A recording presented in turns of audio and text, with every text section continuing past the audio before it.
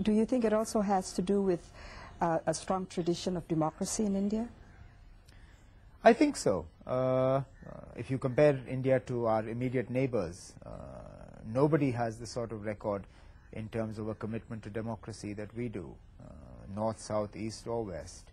And when you have a legitimate voice for your grievances, when you can express that voice every few years when an election comes about by choosing your representatives, whether it be for local government or for the state or even the parliament, it does help keep temperatures and pressures under control. It's when you don't have a legitimate voice for your grievances that things tend to boil over. Precisely. Sectarian problems in India are similar to those in countries like Indonesia, where I come from.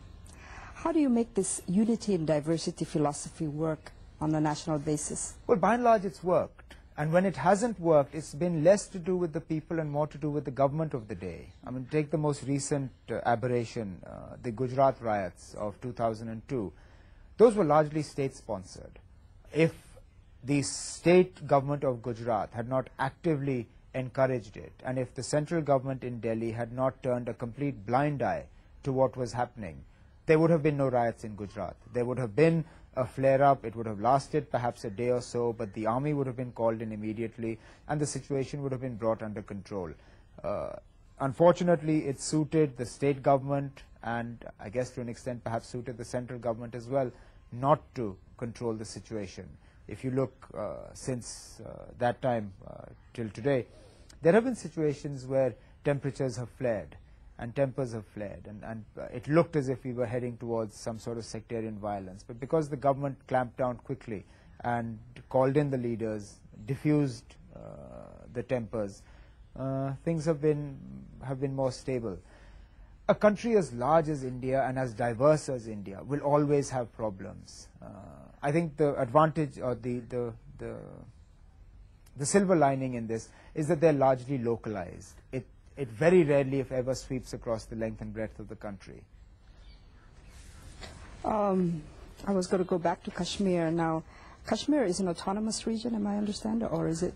It has a greater degree of autonomy than other parts of India have. But if you compare the autonomy that it was granted in 1947 to what it has now, it's been seriously eroded. Meaning it's less of an autonomy? Much less. When the state of Jammu and Kashmir acceded to India, the Union of India was only responsible for 3 or 4 things: currency, communication, defense, and foreign affairs. Everything else was the domain of the state government. Jammu and Kashmir had its own prime minister. Jammu and Kashmir had its own elected, what we call a Sadr-e-Riyasat, which is, the literal translation of that would be president of the state, as opposed to president of the union. The Supreme Court of India had no jurisdiction. The Election Commission had no jurisdiction, things like that. But over time, this autonomous position has been eroded to the state that we're in today. That's very interesting, because you have similar situations in countries like Indonesia, southern Thailand, southern Philippines, in the ASEAN countries, and they're pushing for full autonomy. I wonder if that's kind of a progression. But that's what we're doing. As I have been saying time and again to colleagues in my party as well as to people in the state, the utopian solution that is being propounded of either independence or accession of Jammu and Kashmir to Pakistan is not possible. What will happen is that a solution will emerge out of the Constitution. Now, the Constitution of India allowed for a situation wherein Jammu and Kashmir had the sort of autonomy that it did between 47 and 53. What we are saying is that restore that position as much as possible. We do appreciate that a full turning back of the clocks to 47 will not be possible.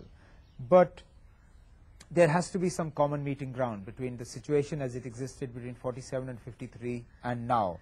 And the more autonomy you restore to Jammu and Kashmir, the less likely you are to have the sort of problems that you've had over the last 17 years. Good. India has always played an important part in global affairs. Today, its phenomenal economic rise make it more prominent. What are its foreign policy priorities? I can't speak for the government in as much as what it is doing, but I know what it should be doing, and that is that concentrating on those areas that we have largely neglected. I served in a government under Prime Minister Vajpayee where we coined the Look East policy, which was that we needed to pay more attention to our neighbors on the east rather than our west, a greater interaction with ASEAN, a closer interaction with China, a more strategic relationship with Japan. At the same time, India has traditionally been a great friend of the African nations, of the Middle East countries. The common complaint about India in Africa was that we only ever remembered the African countries when there was a vote in either the WTO or the United Nations. And that's when we've sent out emissaries to get their vote, and once we got their vote, we forgot about them. Our idea in government at that time was that we needed a constant engagement with Africa so that they didn't feel neglected.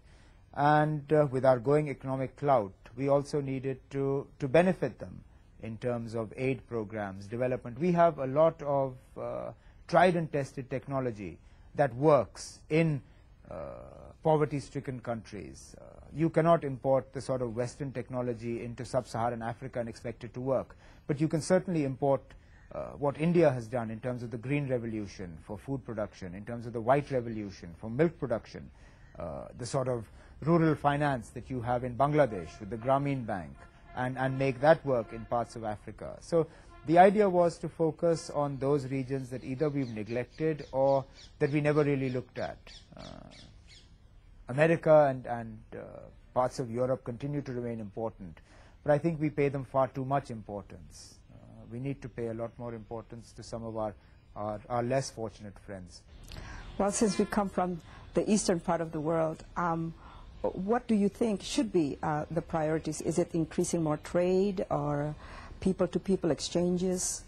Well, I think trade will lead to all this. The people-to-people exchanges without anything else is pointless, because that's largely tourism, which is fine. It's good to fly the flag, but it doesn't really cement a relationship. But if trade increases, everything else falls into place as well. Now that we have an increased level of trade with the ASEAN countries, with China, it's amazing how many Indians are traveling to these places.